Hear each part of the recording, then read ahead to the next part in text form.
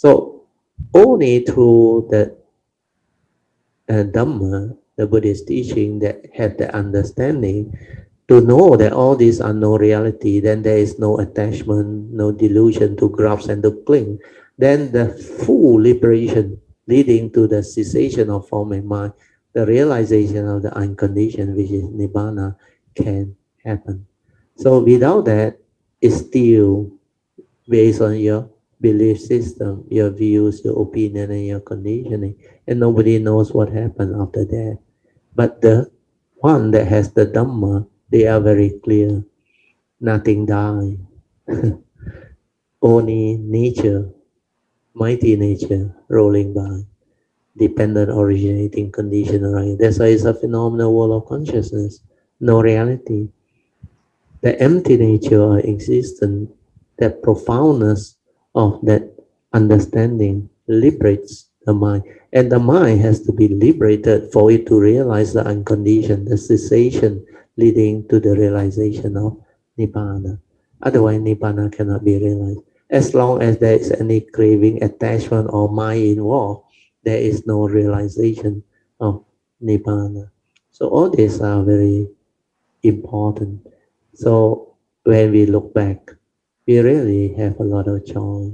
Our gratitude towards our good karma, the great beings, especially Samasa Buddha, who has actually cultivated and sacrificed for so long to develop that perfection to arise this style of teaching.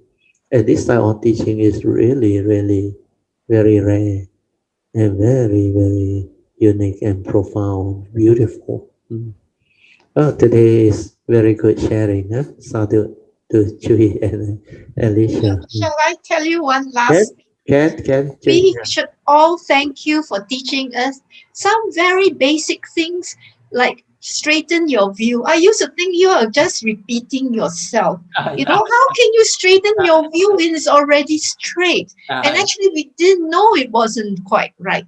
So things like that. And then this thing about right effort, you know, right determination and then keeping at it. So it's not really about people just doing it for the sake of doing it. You have to do it with some conviction, and that you taught us. But without our really knowing it in those days, it's just oh, just do. And then after that, we thought because of that, you can get into the uh, thought, no thought.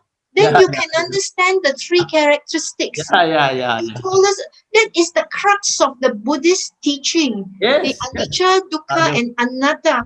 So we have a lot to thank you for in this growing years, and I hope everybody will put in work because I think I put in a lot of effort also. If not, I would not even Sadhu. have gotten there at all. You know. Yes, a lot of faith, then a lot of virya, then a lot of perseverance and effort to actually come to where you are. And you change a lot, Julia. My nature rejoice. Because of your understanding, you become very different. And just how what you share is very true. The crux of the matter is these teaching are not easy to come by. Uh, that's why even Yun Chan also came to realize because early on he thought all these things I share is like repeating, repeating, repeating. No, it's not repeating because it has not gone in. Because the real one that have the true understanding that has received, they share differently. They develop gratitude, contentment like what you have now. You have gratitude. That's why you advise people to thank.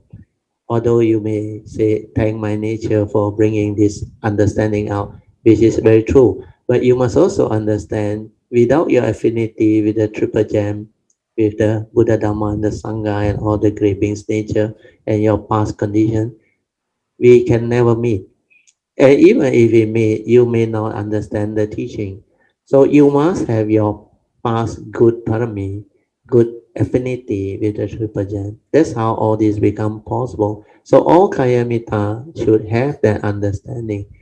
Even when you listen and develop the understanding through my nature, my sharing, it because this is the condition, my time, my duty, my vow, the mission for my mind to come this time around is to do this. So my nature do what it's supposed to do. But in future, your time will come. Other Kayamita's time will come. And they will also go this way and share with the world, just like all our predecessors, Sama Sambuddha, all the great beings. This is what they are doing. So as we cultivate, we develop understanding, then when our time comes, it is for us to actually start the sharing. And we will do all this.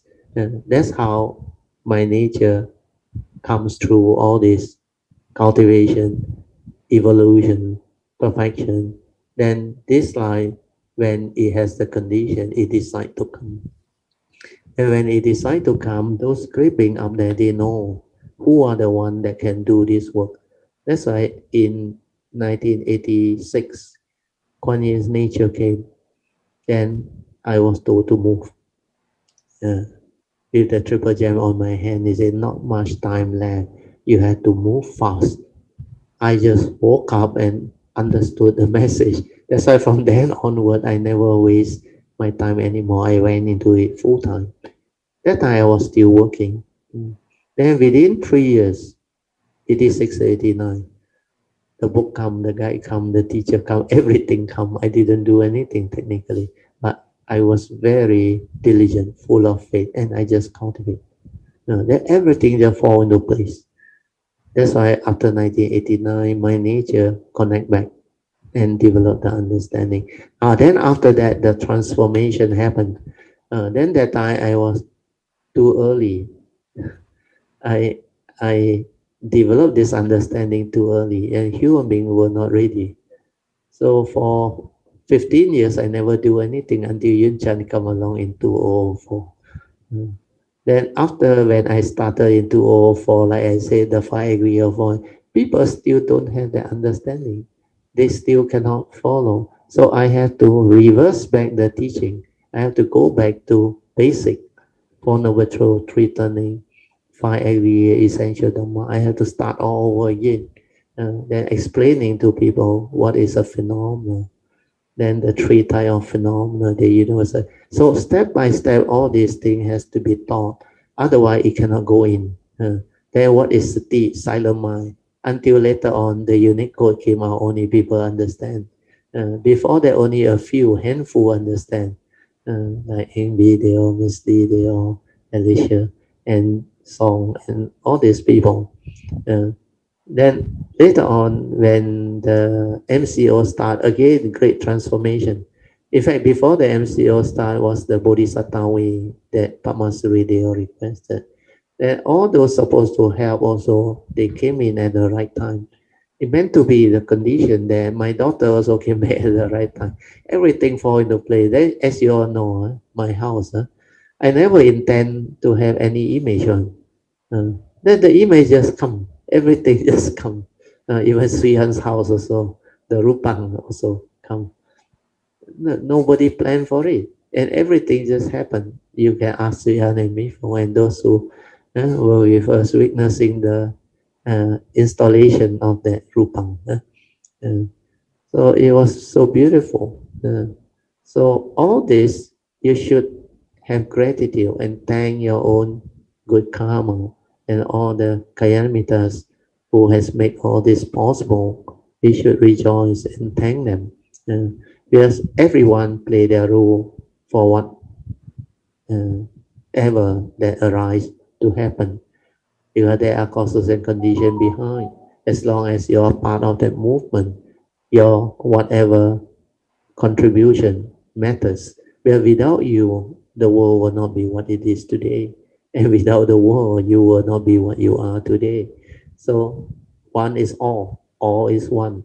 So the understanding become very different. Then we have this love, compassion arising from our nature through this understanding. Without this understanding, that real compassion, gratitude, contentment, joy, understanding cannot unfold, cannot arise. It's because of all this that it can unfold, it can arise. So it's very beautiful. So sadhu again, Chui, for the good condition and the sharing. All due to you. Thank you very Yeah, much. yeah, yeah. Also, all of those who help out, and all the affinity that you all have with the triple gem, all this come together. Otherwise, all this cannot happen. So sadhu.